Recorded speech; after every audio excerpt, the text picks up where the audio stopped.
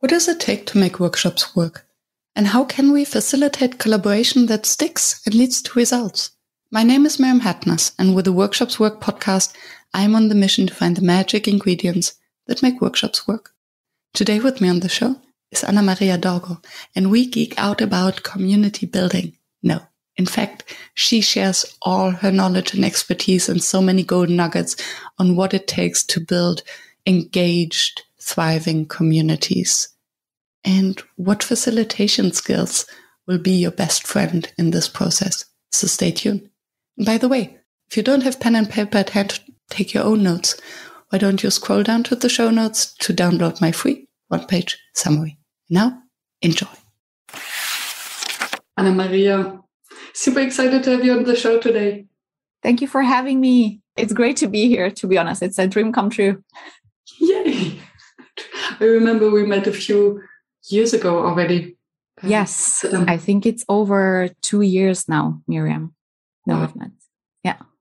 And now you're here because I have followed your activities in community building and facilitating a community in its growth with awe. I followed the process. So I cannot wait to hear more about the story behind the LinkedIn community, L&D Shakers, and the Butter community that you're now building and facilitating as a day job.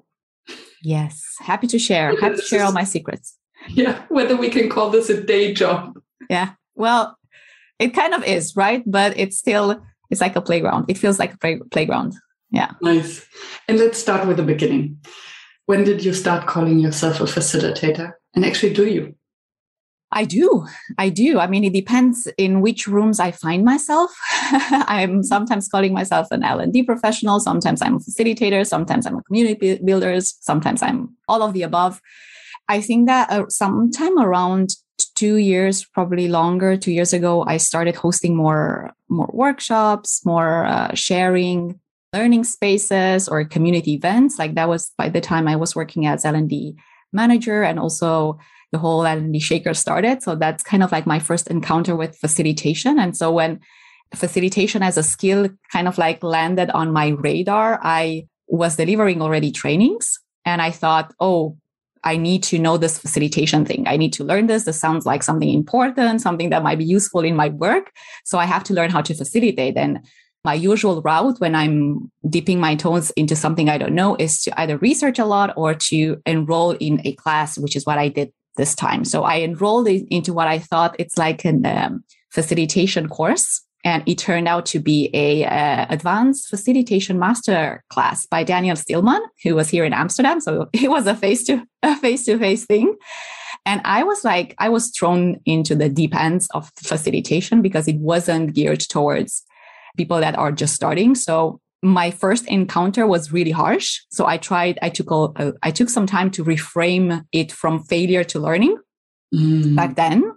And I was very careful to call myself a facilitator after that, because I think in my mind, to call yourself a facilitator, you have to kind of like reach a certain level. You need to be good, right? And have years of experience and workshops under your belt to kind of earn the title, right?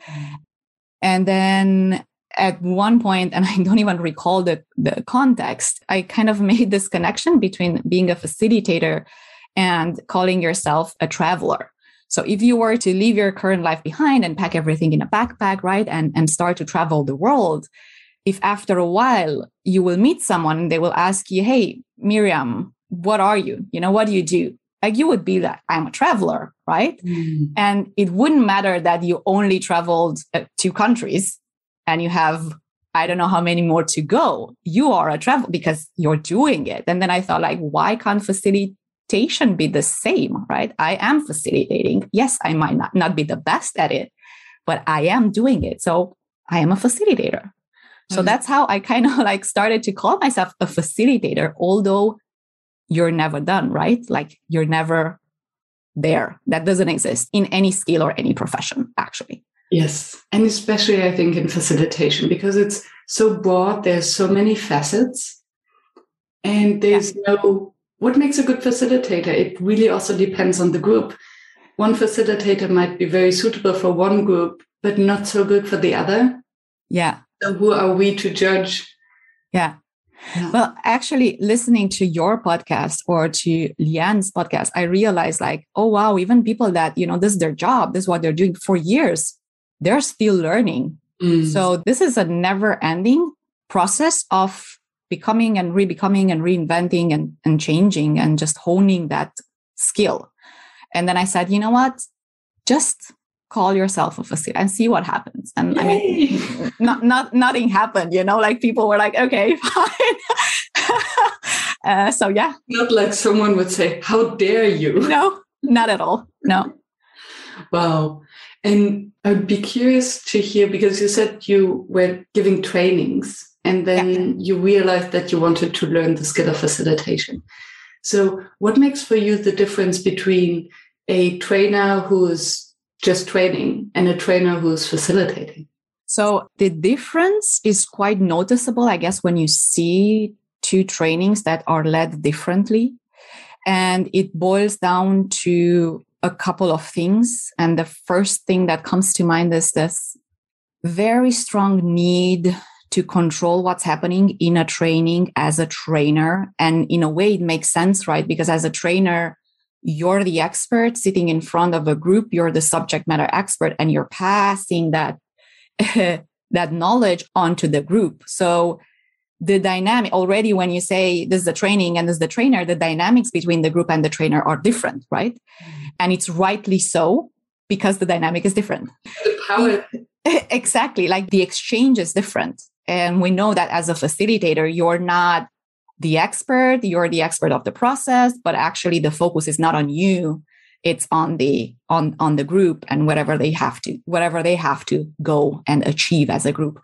But a trainer that takes facilitation into consideration is taking away some of that burden and puts also the responsibility of the learning process, rightly so, in the hands of the participants or the learners.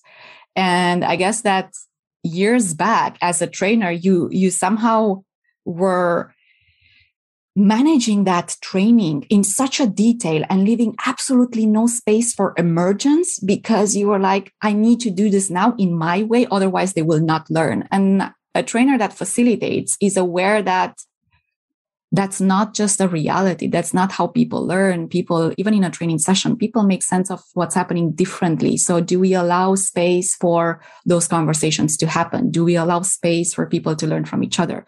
Do we allow space? And can we pivot as well? Like, can you pivot in a training?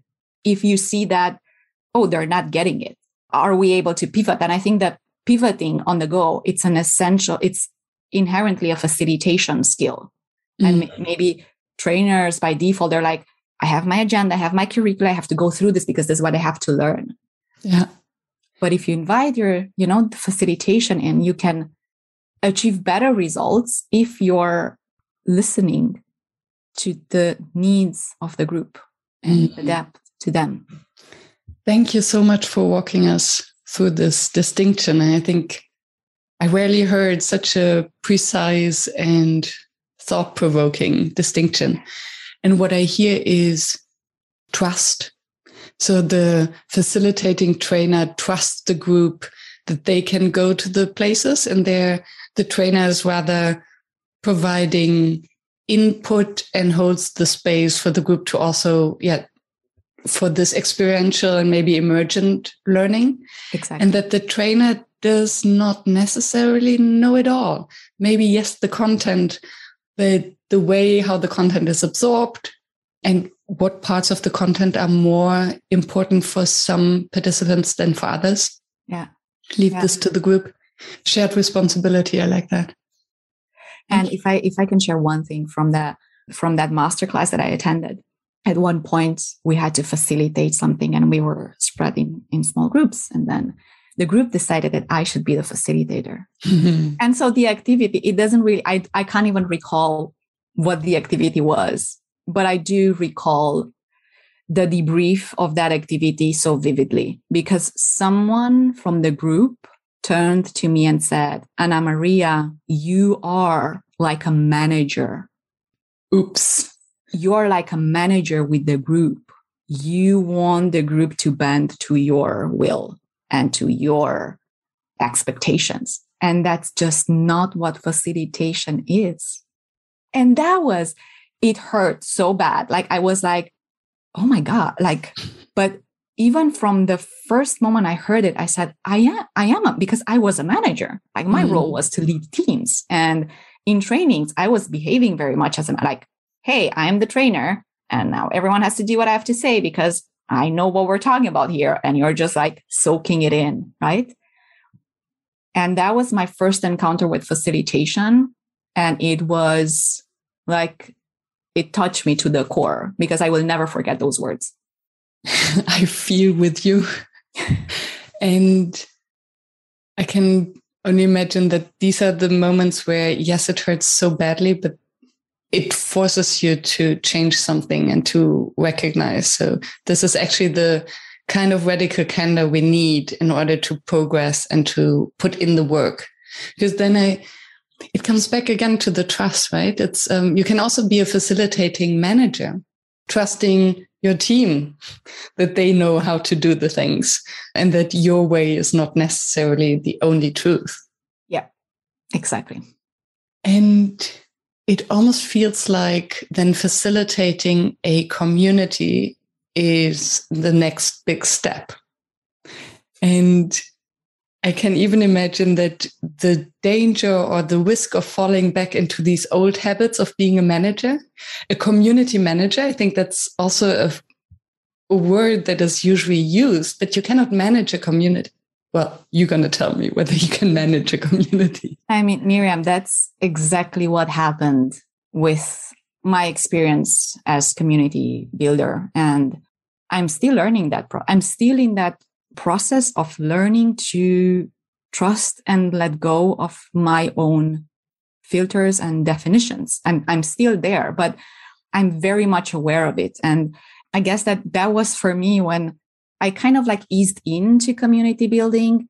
When Shakers started, it was never meant to be a big community. Like, it was never meant to be what it is today. I couldn't even have imagined. I didn't set out to build this. I set out to build a working group of 5 to 10 people that live in Amsterdam, have the same job as me, and that are willing to meet with me once a month, once every 2 months to talk about their projects or work. I was working as L&D manager back then. So that's how it started. And it emerged. How many are you today? Over 2,000 in LinkedIn and 1,000 in Slack. Wow. Yes, from all over the world, like all over the world. It's just, it's crazy. I can't even believe it. I'm telling it to you and I'm like, it doesn't feel that's real. Yeah, it's great. And what do you think is the magic sauce? How did you... Because it is you who made this possible by inviting the group in and providing apparently enough value for them to join, be active, and to engage in their free time. Yeah. Well, the secret sauce has many ingredients. It's not an easy recipe. And I think I'm aware of some of the things. And I also think that I'm unaware of a lot of things that I do or I say or behaviors. But if I were to crystallize into something, and that's something that I learned in L&D Shakers and I'm taking away with me in the butter community, is always go back to the definition of community. Because what is community? We talk that we're building community. So build community. And community is a group of people that gets together to build something. They're building it together. And I know that we often say that is the community manager or the community builder. And yes, every community has an initiator.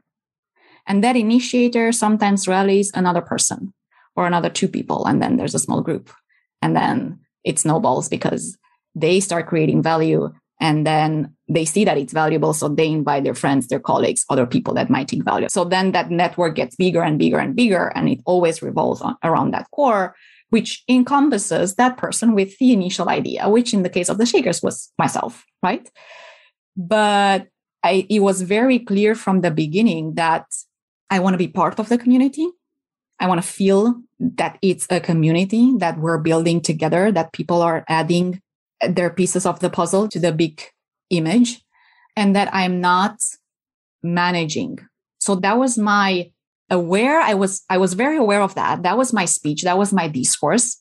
But at the very, very beginning, one of the challenges was that was not what some of my actions were saying. Can you give an example? Yeah, I can definitely give an example, because this links very well back to what we just talked about, this being a manager. And that, for me, that was the biggest challenge, was this, and very also unexpected, coming to terms with letting go. So by default, I think I'm someone that takes ownership really fast of something that I'm working on. I am curious. I like to move fast. I take action despite of doubts and fears, which are always constantly there. And I also have particular images of how I'd like things to be done, right? and then that served me very well in the past, in my past jobs as managers or leader. Like, I had particular moments where I was like, oh, that was the rewarded behavior, and that was what brought me promotions, and that was what what made me successful in my previous roles.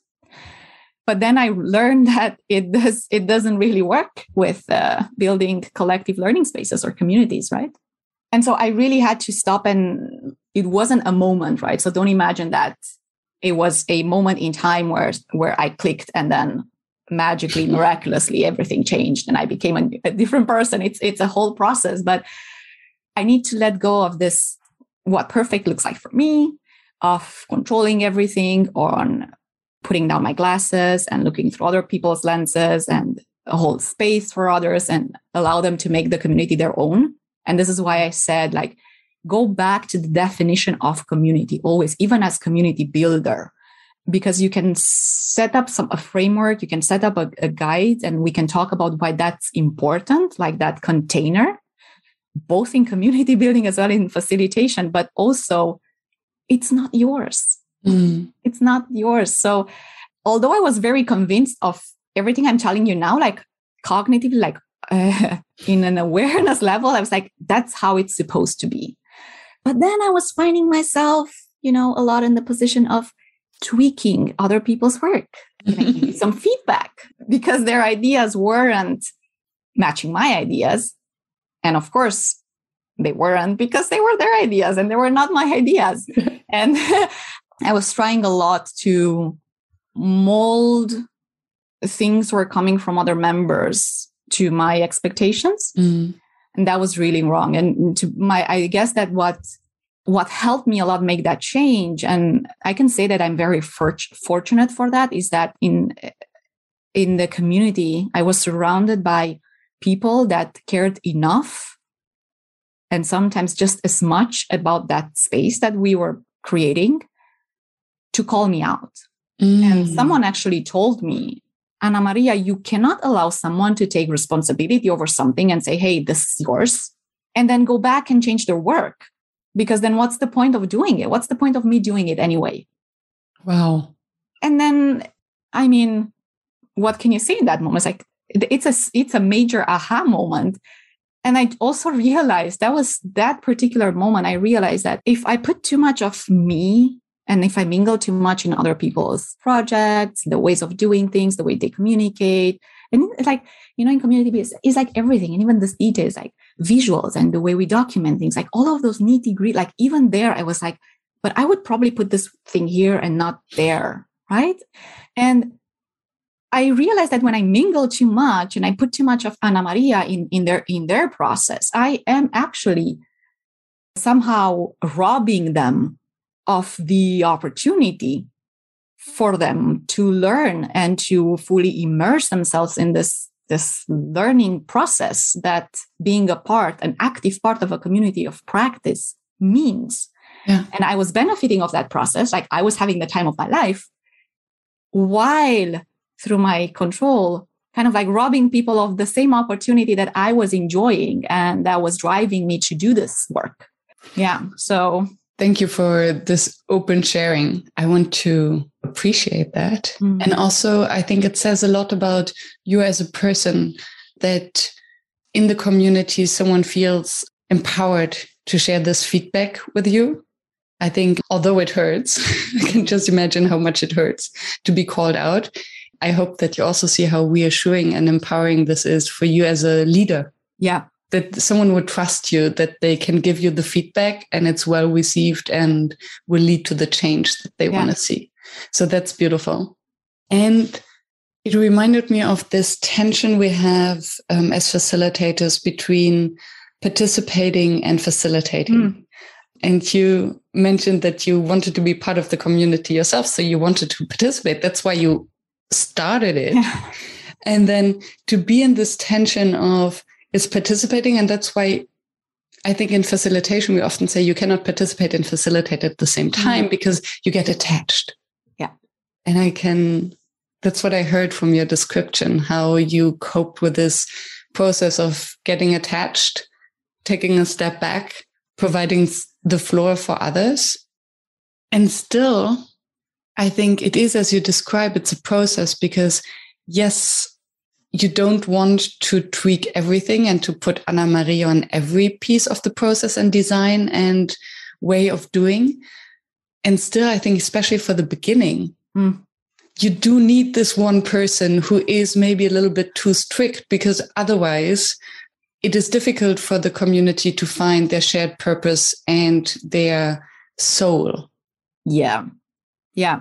It is very important. That's why I mentioned this balance in between the boundaries of the space that you're creating and the emergence that has to happen, which very much feels like attention. And I think it is at times attention, and it's something that it's never truly fully resolved. At the beginning, you do need that group of people to model behavior. And that is equally important in community building as it is in facilitation, in any workshop or any space where you're bringing people together. Because I think that if there are no, and when I say of boundaries, I mean, how do we transmit to people tacitly or specifically what is allowed in the space, what is okay and what isn't? Because you're putting potentially a very big group of people, diverse people together in a space. And you do feel that responsibility of making sure that that space is safe, that that space is welcoming, that that space is adding value, continues to add value, etc. So you need those, call them, I don't know, social contracts, rules of engagement, values. So those are, we create them in facilitation and we create them in community building. But the way we created them with the Shakers was through a process of co-creation. So we workshopped with people and we said, oh, hey, this thing's getting bigger. We're 100, which back then felt like a lot of people. It's like, we are 100 people. And we started like, I don't know everyone personally. And that was a big deal because at the beginning we were meeting face to face and you knew everyone, like you could see them and touch them and you could building those deep relations. And then we were 100 and it's like, oh, it's becoming bigger. And let's get together and see, what are we building here? Like, what is the space? What do we need? Who are we first? It was very important to define who we are as a community, what value we're creating. And then there was this part of that workshop, which was related to how are we going to behave with each other so that we keep the space welcoming and safe for everyone. And then you have to pack all of that information somewhere, right? And you have to somehow include it in your onboarding whenever you're welcoming new members.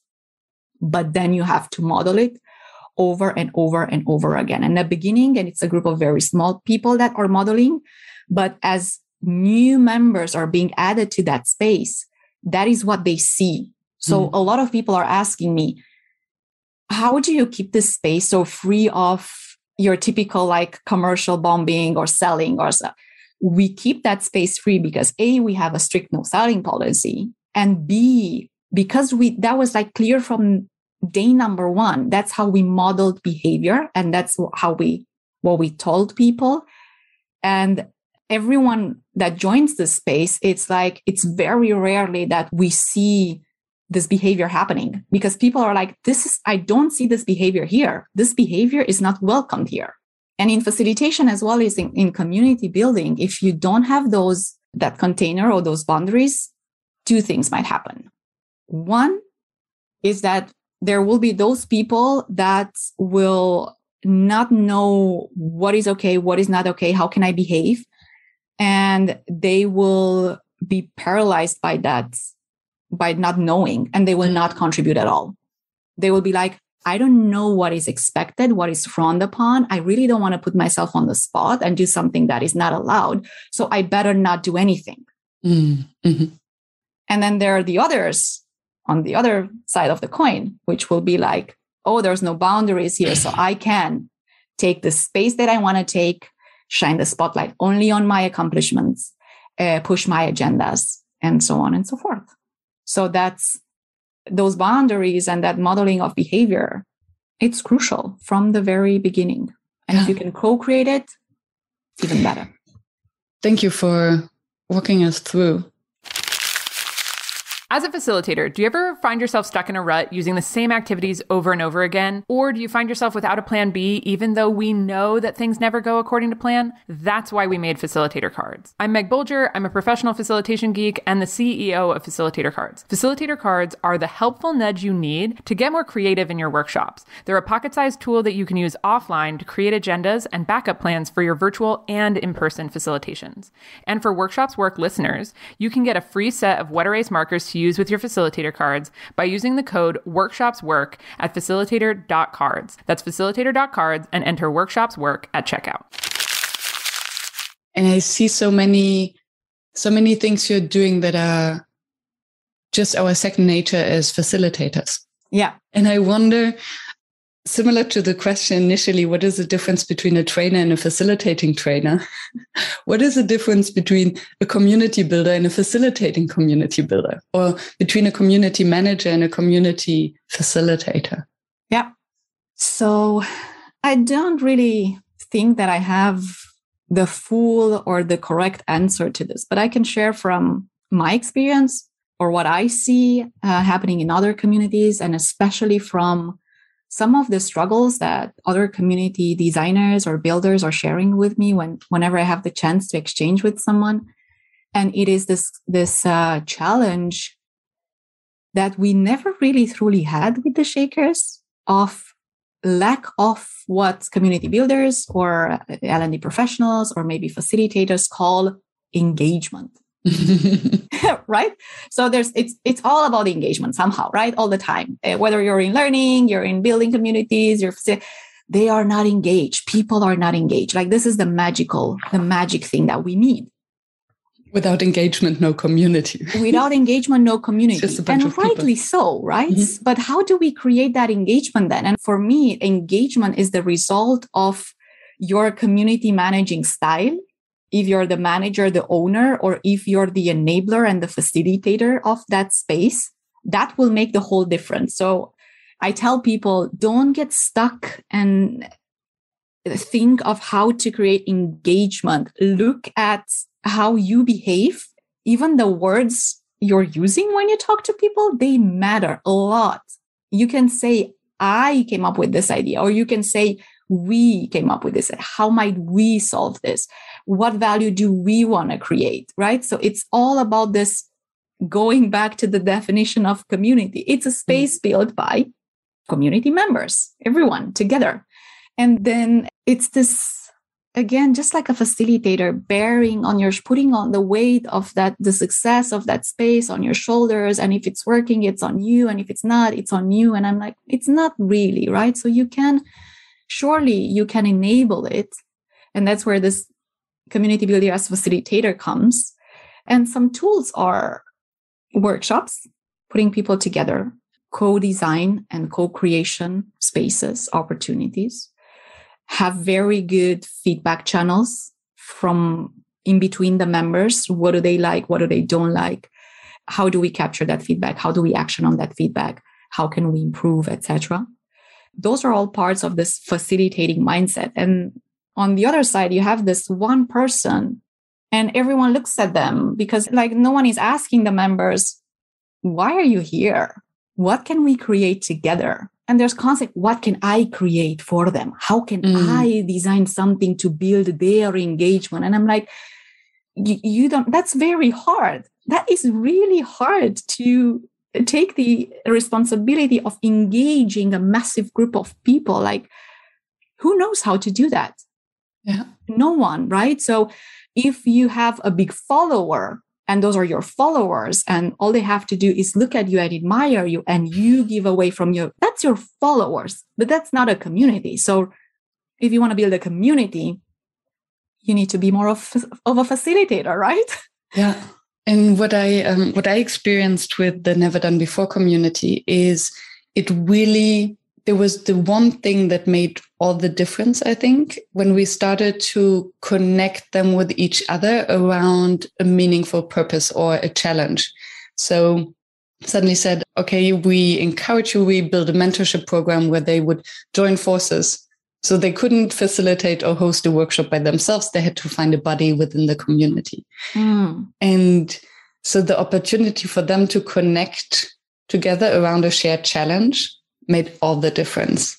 Yeah. Was it similar for you, and how did you go about that? Yes. So it definitely a very pivotal moment for the Shakers were these 3 co-creation workshops that we've done. I think we were 5 or 6 months in, and that was after COVID happened and we couldn't meet face to face. So we started meeting online, and because we started meeting online, the doors of the community were open to people from all over the world suddenly, and not only from Amsterdam, right? So people started joining us and we were growing faster than before. And then we said, I was like, okay, these people are coming here, but like, no one really knows where we're going. What are we doing here?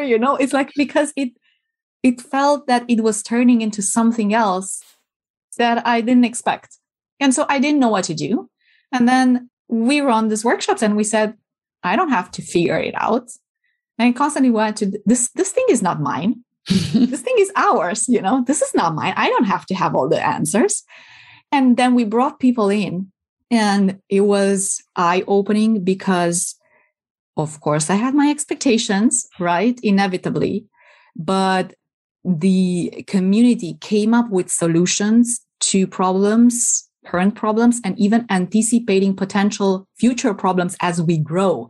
And so for you, it was this rallying people around a common challenge. And for us, it was defining what value means for us, what should happen in the space for you to come back to it and spend time here and meet these people and invest energy and time and everything, right? What should happen? And then people started listing a long list of, there should be events, let's try out new things, let's meet, let's do this and that. And after that brainstorming, we're like, wow, this is amazing. So now how do we do that? And one of the ingredients of that secret sauce is this distributing control and ownership for different parts of the community to different people. And that's what we did in those workshops. And that's how we come up with a core team. So members said, hey, the space will need someone to kind of like take strategic decisions, like big level decisions going forward in a year or two about value and where do we go and what shape does this place take? But then also we have so many events running, but what if each event would have like an event manager? So we call them event catalysts, so that each event type came with a person and they were working with a calendar and they were, doing their things. And then the projects came, which had a project team. And so we learned that every idea that we come up with needs to come with an enabler. We cannot have ideas and expectations and push them onto one person or a really small group of people, because impossible, especially because it is a community of practice that is free of charge, where people are dedicating their free time and their passion, and everyone has their life and their job. So clearly our resources are limited. So that's how do we create value while moving on with our lives, right? Yeah. And what comes up for me is the beauty of boundaries and restrictions. So, okay, these are our restrictions. It's a free community. Everything is on voluntary basis. How do we deal with that? And how do we distribute it and find solutions? Yeah. Yeah. Very nice. And how are you prepared for scaling? You said that you had these first workshops when you grew to 100 and now you're at 2,000. So if someone joins the community, how do you make sure that they get onboarded? Do you have a specific process for that? Or I guess a team? Yeah, we do. So usually because we host the community on these two platforms, we started on LinkedIn because that was kind of like very handy, because initially I approached people through LinkedIn to ask them if they want to like get together and learn from each other. So that's why we created the group. But because we host in LinkedIn and in Slack, people still somehow usually join us through LinkedIn. Like for us, it's a very great medium or platform. And I guess it's also thanks to the type of member that we have, which are L&D professionals, which are majority of them on LinkedIn and quite active. And our group is closed, so we have to manually approve everyone who wants to join the community. And so myself and Lena Nasiako, we are the welcoming people, door woman, door gates, bouncers.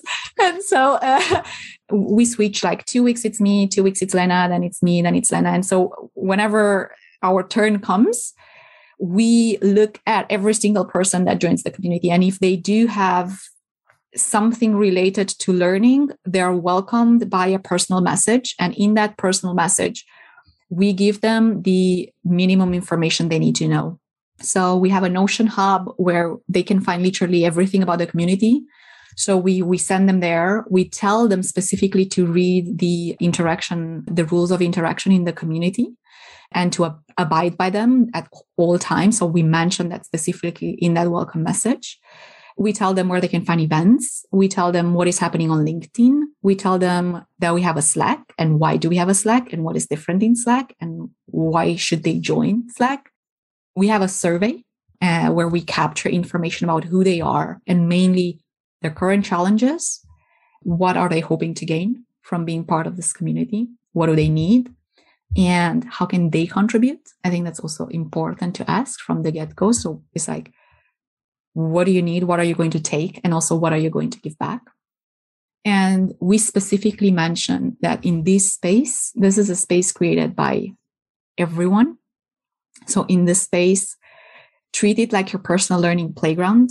And you can do anything from attending events to running events, to come up with your own event type, to come up with your own project that you lead, to rally a team and do something. If you have an idea, just let us know and bring it to life and we'll support you how we can.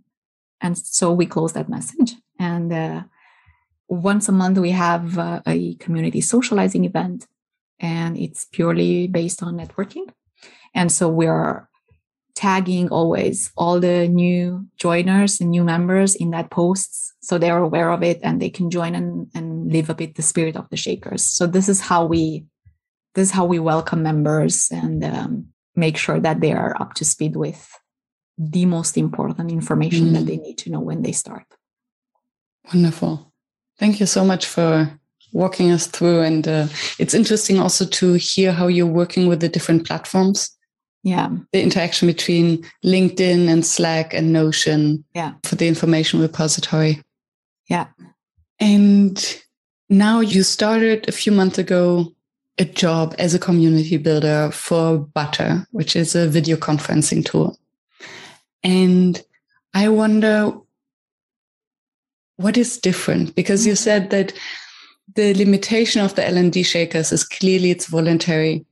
Everyone contributes. So there's engagement almost naturally, because that's why people joined in the first place, because they want to engage and they want to also give back. Yeah. Now for Butter, there is a clear commercial idea of building community. Yes. So what did you learn? What maybe works in the volunteer community, but might not work in the commercial community? And where do you see the differences also in terms of engagement? Yeah. So there are many things that are very similar to my experience with the Shakers. And there are also a couple of things that are quite different to my experience with Shakers. And maybe the first thing to mention was the speed at which we build, and we're still building the butter community.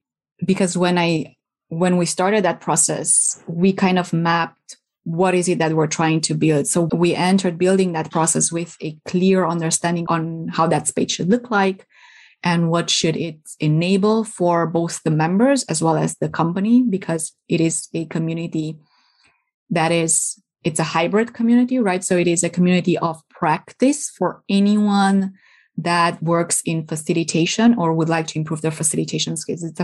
It's a community for facilitators of facilitation, but it's also a community for our users where they can find support, they can connect, they can learn more about the product, where they can be educated, etc. And so because we had that be like a very well-defined vision, the speed at which we built was much faster. So we have over 600 members. We launched in mid-September. So it's like, 6 months in? So probably with the Shakers, we were at 600 people after the first year, maybe even more than that, because everything was happening very organic. Whereas with the butter community, there is this conscious effort to promote the community, to make the community known to the world, to put it out there, to build in public, to tell the world that the space exists so that potential members can find us. And so it's a whole different speed and a whole different scale. And the challenge with this is obviously when you're building really fast from the beginning on, it's really hard to establish that ground, deeper connections that happens in a community that it's small and organically increases. And I think that right now, even with the butter community, we stopped that boom growth. So we're kind of stabilizing. We know more or less how many new members we have each month. And we have to go back now to asking ourselves, how do we create deeper connection? How do we bring people together? It is my role to talk to as many people as possible to learn who they are. What is their expectation? And then a very important part is this, how do I bring them together? So if someone asks a question as a community builder, and I'm sure you can resonate with that, I need to be able, if I don't know the answer to that question myself, and sometimes even if I do, to tag other people that might bring in the answer, a different perspective, etc., to cross-pollinate. And we do that by knowing people and tagging them and putting them, introducing them to each other so they can talk and find synergies and so on. So it's hard to do that when you get 100 new people each month, right? While you still engage and have your current activities rolling. So that's a bit different. And then obviously there's the element of the product, right? So I mentioned this hybrid between anyone who facilitates, whether they are consultants or they're trainers or they're workshoppers, or they can be teachers, they can be managers, they can be leaders, they can lead a team. They're not calling themselves facilitators, but they facilitate in their work. They're welcome to join us so they can see best practices, share, get together, talk about facilitation and hone that skill. But there's this element of our users, the butter users, and the community is the space where they can learn more about how to use the product, right? So then besides being a community of practice for facilitation, it also becomes our main channel for customer education. And that is something that doesn't happen with the L&D Shakers, for example. So that is new for me. I can luckily lean into my L&D experience with training and designing academies and learning programs and all that. But that is a part that belongs there, and it's different. Yeah. And I wonder how you deal with the difference also that for the butter community, every community member is a potential client. Yeah. Or at least a lead. Yeah. So I can imagine that there's a sort of expectation from the community members to, okay, I have ideas and you deliver. Exactly the opposite of what you described from the L&D Shakers, where everyone who comes in with an idea has actually to own it and to be ready to realize it. Yeah. Yes, I guess that so far, at least, obviously things might change in the future, but so far we were very transparent with what this community is and what this community isn't from the get-go. And also the Butter community was co-created with facilitators that were both users and non-users. So we went through the whole month-and-a-half co-creation process and workshops and like verifying and coming back to the people and everything. So for me and also for the Butter team, it was really important that this community doesn't become just this closed space for people who use Butter. And that other people are welcome. Yes, exactly. Yeah. And I think that the team is really aware, and I am very protective of the community space.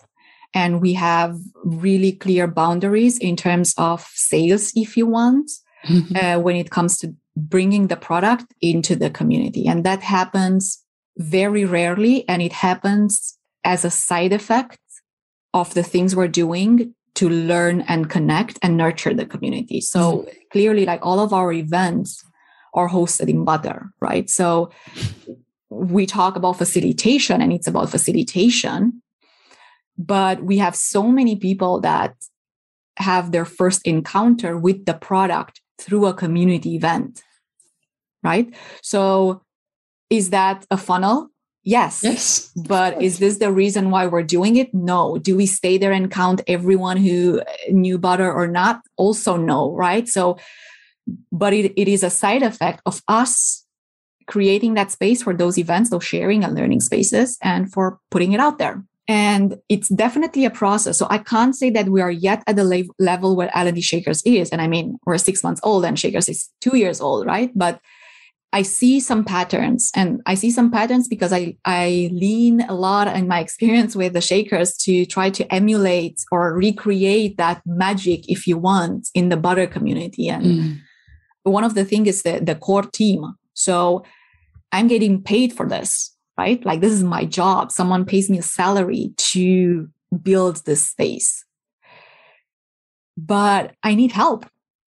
I don't have the answer to anything. I need people to push back. I need people that think differently. I need people to challenge me. And so I went to the team and I said, I need a core community team, right? I need a team of 5-6 people that are in love with facilitation. They like Butter and they are definitely passionate about community. They don't have to be community builders, but they need to love bringing people together. And so we build that, right? And which is very similar to what I did with the Shakers, because I realized that is a key component, not being alone and rallying people and have people to rely on your side, like your right hand. That's crucial. So I want that here as well. How do I recreate it, right? And you cannot go and ask for a team, right? For a community of 300 people. But I could create that core team. And I was lucky enough to find 6 amazing, amazing community members. And they are now my sounding boards. They are my right hand. They come up with ideas for content, they Slack me like, Anamaria, talk to this person, invite this person for an event. Let's do this. Why don't we do that? Like it's a game changer, right? So that already boosts the engagement. And then by talking to members, you easily learn what their motivations are. And I think this will resonate with you as well. Everyone who joins the community has different motivations. And some of them are motivated by building a personal brand and getting visibility. And I think that's awesome. And the Butter community is an amazing place for that, for professionals to build their credibility or their platforms or to boost their personal brand. But there are also those people that are, I want to learn, right? And if you know who they are, and if you tell them, hey, you could use this space, this is yours. Like, what would you like to do? And so the ability for people to create channels of interest. And one of our members created a channel of well-being, which has nothing to do with facilitation, right? But that's a passion of his. And he's built that channel. Or we have now 2 members that are building kind of like a facilitation sandbox.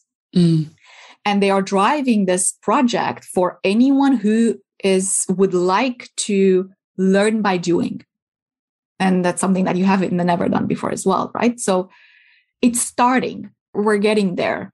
And again, it boils down to the same mindset. Know the people and make people aware that this space is ours. And that's double the challenge because it's called the Butter community.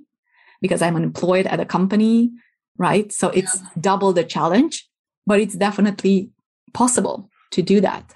Yeah. And I can imagine that by treating the members of the community not differently, so having basically also the similar boundaries with those that are potential leads, because one could think, oh, they're potential leads. They need to become, we have to get the funnel right, to transform them into paying clients and all that. And suddenly it will change the dynamic of a community. While when I hear you correctly is how you treat the members of the Shakers and the butter communities. Basically, similarly, you also give them responsibilities, you share ownership. Yeah. And Yeah, but to be completely transparent here, obviously, as a company, we look at how many members in the community are using the product, how many are not, and so on. But we're so transparent about that whenever we go and approach some. The focus of the company is not on converting as many as possible, right? The focus is, what can we learn from those that are not converting? That's valuable information. What keeps you, Miriam, from not using butter? And then if you're part of the community and if you're part of that space and you're immersed in that space for the learning, for the sharing, for the connection, and we have this trusting relationship and we've been communicated and I'm supporting you and it's this giving back, this like dance of I give something, I take something, like it happens in community, then I can approach you and I can say, Miriam, I'd like to steal 15 minutes of your time. I would be very keen to hear what keeps you from using the product. And you will say yes without thinking that I have some sort of a weird, agenda to push there, because that is feedback that for us as company and for the product team, it's so valuable. Yeah. And even if the community members are not buying the product, they still transform into ambassadors. They speak about the product. They share their experience using the product. And I think in terms of a marketing strategy, it's purely brilliant. If you can really keep this core of having a genuine community and not using the community actively as a market. I think the difference is, do you make the members feel that they're just a marketing tool, or is the marketing tool just the outcome of having a very strong community? Yeah, it's an effect. And it's the same happens with the Shakers. And it's the same happening with the butter community. We never set out to measure in neither community. Are people talking about us? How many mentions? Who's doing what? Never. That's something we don't measure at all. But we know it's happening and you see it's happening, but it's not a goal in itself. It's a side effect. But the goal is, how do I create meaningful experiences for these people and meet some of the needs they have? Yeah. Hello, listener. Are you tired of listening to my podcast voice praising our sponsor Session Lab in each episode? I think it's time to pass the mic over to you. So if you are as much of a Session Lab fan and user as I am, please share your experience and praise, and don't be shy of add a sentence of self-promo. Send me your soundbite and you might hear yourself on the next show and find your name and URL in the show notes. I'm looking forward to hearing from you.